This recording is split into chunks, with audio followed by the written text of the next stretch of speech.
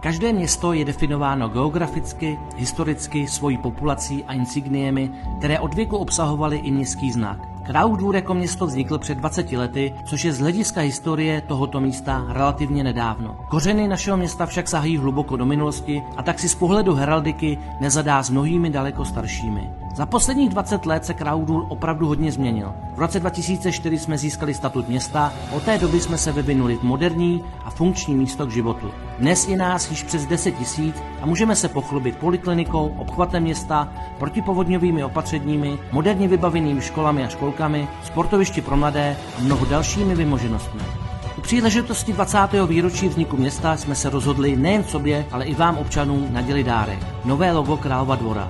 Ruku v ruce s udržováním tradic musíme také myslet na modernizaci a budoucnost a taky Králův Dvůr bude do další dekády vstupovat s moderní grafikou a logem, které sjednotí vizuální styl celého našeho krásného města. Náš historický znak samozřejmě nezanikne. Budeme ho využívat i nadále, zejména k ceremoniálním účelům.